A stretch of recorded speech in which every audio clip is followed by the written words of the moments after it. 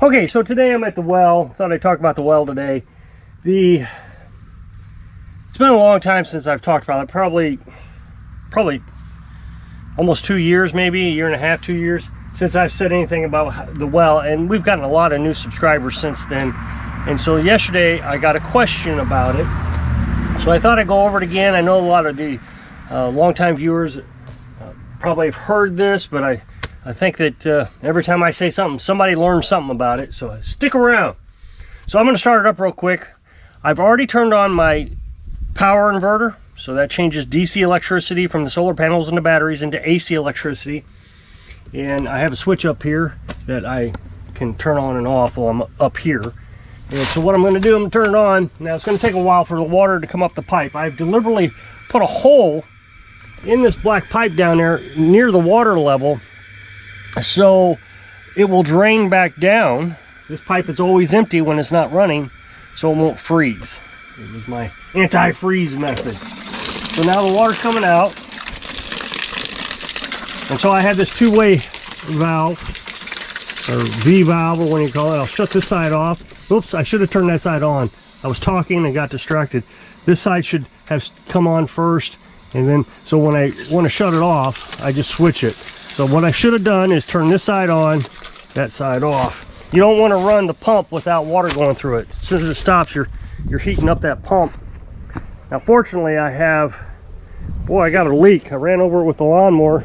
I didn't even have the blade on. That's a bummer. Fortunately I have that little hole down there towards the water level that keeps it from completely deadheading. It's what it's called, deadhead, when there's no water going through but the pump is on. So I'm going to come over here just to make sure the water is running. Filling the tank. Now I've explained the tank just recently, so I don't think I'm going to cover that too much. But we fill the tank, that way we can run water all through the day and night and cloudy days and everything. And I only have to fill the tank up on sunny days. But we're pretty low today. Carolyn's doing laundry and it's been cloudy for a long time, so I haven't really had a chance to fill it up. I am going to turn up the flow just a little bit, so there's plenty of water running through it, so we don't hurt that pump any. And also, the longer it runs, the more electricity it uses, because you know it runs at the same pace. I've thought about putting one of those light dimmer switches on it, but everything says don't do it, that it can hurt the pump, so I haven't. So we turned it up a little bit. I'm going to come back over here just to see if it's flowing any faster. I don't want to flow it too fast, because if I get too much water in there, the pump takes out more water, or takes water out faster than the pump's recovery, or the well's recovery rate. The pump pumps at 15 gallons a minute or 13 gallons a minute, but the well only recovers about 5 gallons a minute. So you gotta, it doesn't look a lot better. I think I'm gonna do a little bit more. So there's always a constant balance between the electric being used and how fast I can run it. It's just an old well, and I know I've been criticized a lot about it, but it was all part of the purchase price of the house. I think that's a little better. Okay, so when we got here, this whole area was just covered in trees and weeds, and it was terrible. The building was falling down, so we had a really hard time finding where the well was. We came down on our own. The guy who owned it didn't come with us. Another thing that will keep me from deadheading is this leak. Of course, I'm going to fix that. That's just too big of a leak. There's a lot of wasted water. So we finally found it after a couple tries of looking for it. It was snowing also, or it just had snowed. And so when we got here, this building wasn't here. There was just a wall of bricks about to right here. A lot of them were broken. Same on the other side, just concrete blocks like this. And it was just a hole in the ground right here, right where that pipe goes into. and it had a broken piece of block covering it, so leaves didn't fall into it. So we didn't have a lot of choice of what we were going to do when we got here. We had to have water, and we weren't going to be able to live very long without it. We had like 5 buckets of water when we came here, so we had to resolve the thing quickly. So the first day we were here, we took the camper off the truck, we sat it on the ground, and got where we could sleep. But then the next day we had to work on the well to get us some water. So I just dropped, actually I dropped that, excuse me, pump in right there. This thing right here, that long cylindrical thing. I already had it purchased, but that one is like 25 gallons a minute. It's huge. So we used that for about a year. Now the problem is the first big storm that we got, the rain, water just came off the side of the mountain to the hill here, the mountain, and just right into that hole. I mean, it just fell right into that hole. It was like everything circled around that hole. Well, that was a problem because now we're putting dirty groundwater into our well. And it's been a real battle trying to get this in a usable condition all the time. When it's not raining, everything was fine. So what I did was I cut a hole in the bottom of a Folgers can and I stuck it into the well casing. Well casing is a steel pipe that goes all the way down. So the hole is 6 inches in diameter, so they stuck that pipe down there to keep the walls of the well from caving in into the well. It also helps keep water out. So I put that well casing in and I sealed, or I put that coffee can inside the well casing, sealed it up best I could with silicone and tape and bags and everything, and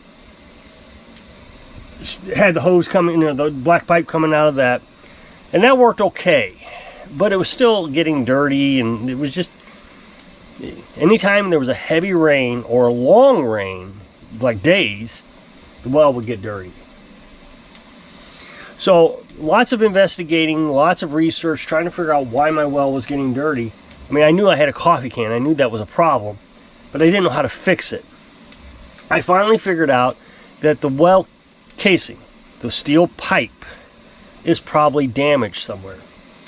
So I looked down there with a light, and I could see a spot in the side of the casing about 15 feet down is my estimate. I didn't really measure it. I mean, I tried to measure, but I was so worried I was going to drop something in the well. I taping things to my hand. So, but I think it was about 15 feet down.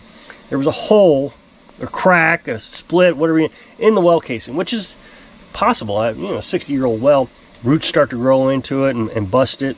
They rust.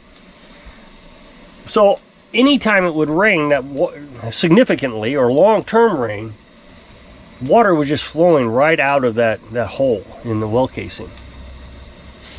So I had to fix that.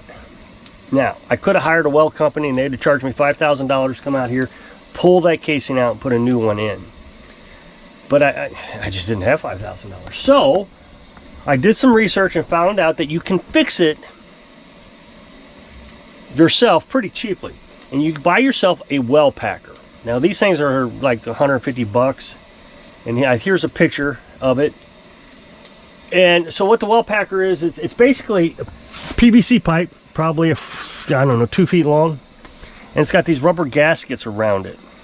I think there's 3 on them. Of course, you're looking at the picture now. I'm making it from memory. So there's 3 seals. And so what you do is you drive, you put PVC pipe, glue it to the well packer, and you drive it down in the hole, and those gaskets seal up against the existing well casing. And so you keep driving it.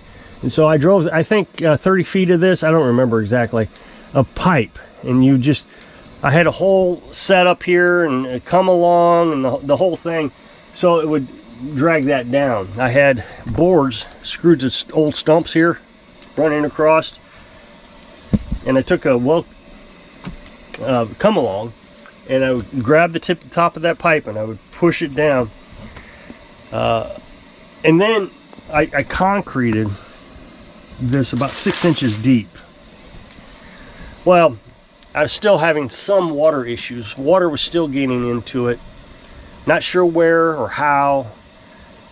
Now, before you start typing and telling me all the things I did learn what was going on. So what I did is I created a French drain. So back here, all around the well house, you'll see gravel right there. So underneath that gravel is a PVC pipe with holes that I drilled into it on the top, all along it. So water, no, I guess it's on the bottom, I'm sorry. The holes are on the bottom. So all along this, water can come down into here, flow into that gravel, through the pipe, comes around downhill, and then out this pipe, away from the well. Ignore the trash there. I laid that there to catch water one day, and I haven't picked it up. So, but I was still getting dirty water in the springtime. So then I dug a ditch, and that has eliminated any water from coming into the well now. No water can come past this ditch. So any rain that falls down on this side of it gets into that French drain. So there's no water getting in here. Yet the water still gets dirty or discolored in the springtime. I have no idea why. So I'm pumping out the well all the time, completely draining it of water. So I'd pump it out about 3 times. I'd let it fill back up, 30 minutes or so, pump it out again, fill back up. And that would clean up the well pretty good, usually, if I waited 3 days after the big rain event. Well, in the springtime, it's always raining, so you sometimes don't get 3 days. So I do have these little filters over here, little house filters, that I put in to try to clean up the water as much as possible. But the spring was always a nightmare. So while I was pumping one time, somebody asked me, "Hey, what's going on?" I tried to explain the well got dirty after this rain, and he was walking down the street. He says, "Oh, that's not dirt. Everybody's wells does that." And I did a little bit of research and found that up here in the mountains, that the rain kind of seeps through the bedrock and picks up a bunch of minerals during this time, and gets down into the well lake. There's a lake down there basically, or a stream, or whatever you want to call it, basically a lake. And so all those minerals and things just accumulate in there, and it turns it color. It is a little bit harder on the Berkey. The Berkey the Berkey is the water filtration system we have in the house for drinking water. And I have to clean it a little bit more often with this discolored water, but it hasn't stopped the Berkey from working. It hasn't decreased its life expectancy. It doesn't appear. So our well, the lake of water underneath, runs into a few natural springs around here. I've identified 3 of them. One's at a park, one's at a house, and the other one is at a conservation area. So the water is always being flushed out. So during these rain events, the water will eventually clean up. Other wells pulling water out of it and different things. It cleans up pretty quickly, actually. 3 or 4 days, and it's clean. So I don't worry about it as near as much anymore. But at least I know enough about it now that I can repair it. So if something goes wrong, I can pull the well pump out now and replace it pretty easy. So these pumps you can buy online. They're AC 120 volt pumps. You can't go very deep with them, but I think if you don't go below 200 feet, I think is what it is. These pumps work pretty good. The deeper you go, of course, the flow rate is going to slow down. Now, this doesn't have a pressurized tank or anything. I run it in that IBC tank. In the IBC tank, we have a little RV pump that pumps the water into the house using a battery. But when I put the well liner, this is what this is called, a well liner, into it, I had to buy a smaller pump, that 15 gallon a minute pump, and that was a big savior. I mean, I wish we'd have bought that originally. I just didn't see it. I guess I didn't see it the first time, and I bought that big one. But that one doesn't fit in there unless you take all the screens and all the nuts and bolts off of it. because that is 4 inches. This other one's I think 2.5 inches. It slid right down in there. What you don't want to happen is you get it down there, you jam it down there, and then you can't get it back up. So this thing's only about 100 feet deep. It's not a huge well. And a lot of sediment is falling down there. It's old, and I hope it lasts the rest of my life. We'll see. So if you'll click this up next box, it'll take you to a video where I was working on something. So if I can inspire you, challenge yourself so you can live your dreams. Thanks for watching.